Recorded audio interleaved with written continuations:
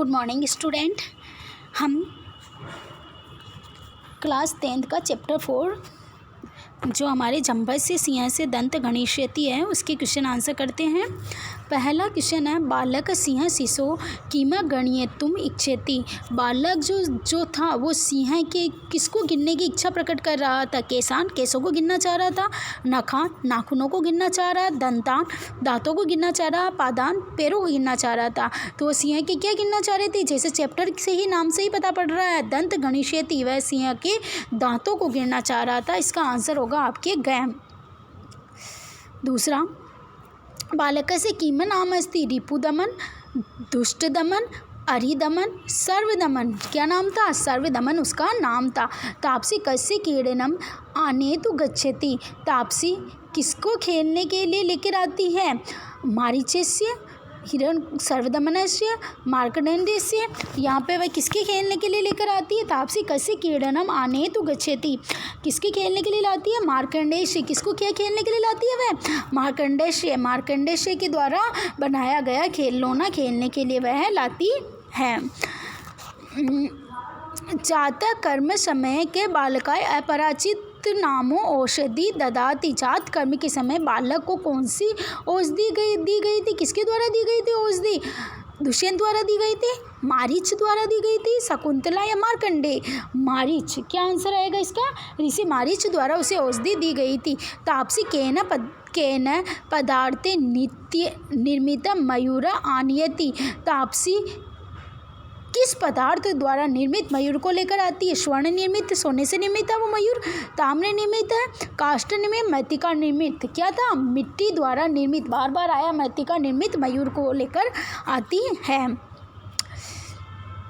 Question 1 चंबे से सिंह दंत से गणिष्यति लघु उत्तरात्मक प्रश्न। बालक कस्य वंश से आसीत।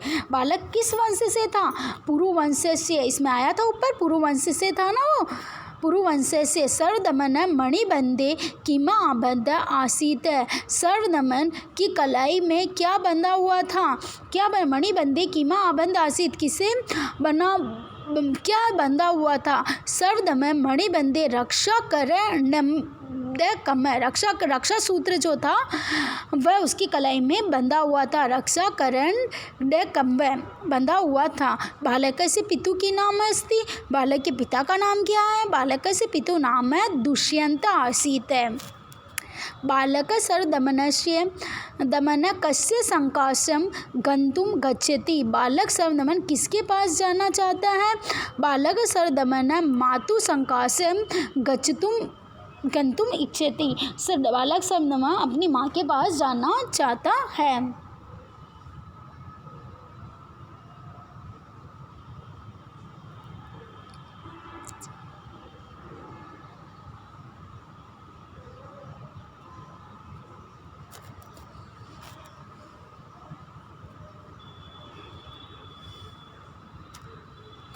निम्नलिखित पदा नाम संधि करूत। निम्नलिखित पदों में संधि कीजिए।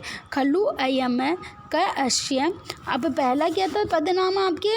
खलु अयम है, तो खलु अयम का क्या होगा? खलवयम। यण संधि होगी खलु ऊ का, अब ऊ का एचो अयादि संधि होती है। नहीं, इको यणसी सूत्र क्या कहता है? ई या ऊ के पश्चात असमान स्वर आए तो ऊ का अब आदेश हो जाता है, तो यहाँ पे ऊ का क्या हो जाएगा? वह आदेश हो जाएगा। शब्द क्या बनेगा? खलवयम। तो यहाँ पे यण संधि होती है क प्लस अश्य कोअश्य बनता है। यहाँ पर जो विसर्ग संधि या पूर्व रूप संधि कहलाती है, पूर्व रूप संधि में अवग्रह होता है और जो ये क के स्थान पे जो ये साइन आ रहा है, पहला पद तो ओ का हो जाता है और दूसरा अवग्रह हो जाता है। तो ये कौन सी संधि हो जाएगी? पूर्व रूप संधि। एका अन्वयम, तो इसका एका अन्वय क प्लस ए बराबर आ हो जाता है और दीर्घ संधि एका अन्वय रूप बन रहा है। मृग इंद्र, मगेंद्र, मृग प्लस इंद्र, ए प्लस ई, ए के पश्चात ई आता है तो गुण स्वर संधि हो जाती है और शब्द क्या बनता है? मगेंद्र। सहेव, सह प्लस एव सहेव। वृद्धि संधि, सहेव वृद्धि संधि का अपवाद है ये।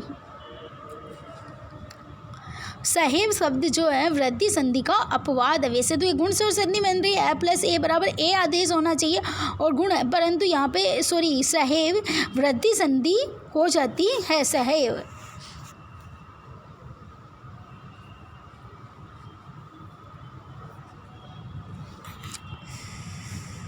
निम्नलिखित पदों की प्रकृति प्रत्यय बताइए। अब प्रकृति प्रत्यय बताना आप में इसमें को रम्यत्वम, रम यत प्लस त्व प्रत्यय, रम प्लस यत प्लस त्व प्रत्यय, केसरीनी केसर प्लस ईनी प्लस डिप प्रत्यय, केसरीनी इनी से तो ई बनता है, केसरी शब्द बना है, और डिप प्रत्यय होने की वजह से केसरीनी से डिप प्रत्यय के पुल्लिंग को स्त्रीलिंग में कन्वर्ट कर देता है। केसरीन शब्द तो बना केसर प्लस ईनी से, नहीं डिप प्रत्यय लगने पर डी का ई आदेश हो जाता है, वो केसरीनी शब्द बनता है, पुल्लिंग को स्त्रीलिंग में बदल जाता है।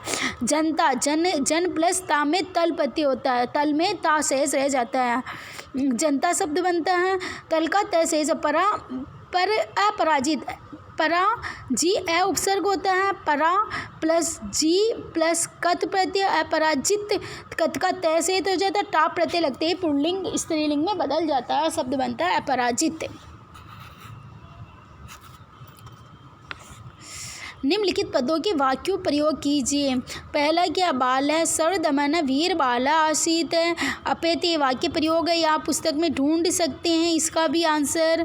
दूसरा है समास है, माता च पिता च, यहाँ पे द्वंद्व समास होगा, माता पितरो या पितरो, माता पितरो या पितरो। रामश्च कृष्ण च, कृष्ण राम है कृष्णो, राजा च असो, ऋषि च राजऋषि, राजा के समान राजऋषि, और उद्वेग सहितम सो उद्वेगम अव्यभाव समास है। उन दोनों में कौन सा समास था, द्वंद्व समास था। माता च पिता च में द्वंद्व समास था, रामश्च कृष्ण च में द्वंद्व समास था, राजा च असो ऋषि च राजर्षि, राजा च असो ऋषि च में भी द्वंद्व समास ही राजसी, और उद्वेग सहितम यहाँ पर अव्यभाव समास है।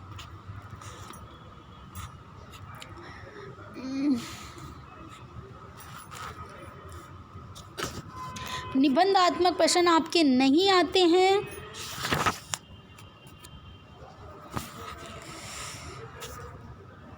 ठीक है, धन्यवाद। यहाँ पर आपके क्वेश्चन आंसर भी पूरे हो गए हैं।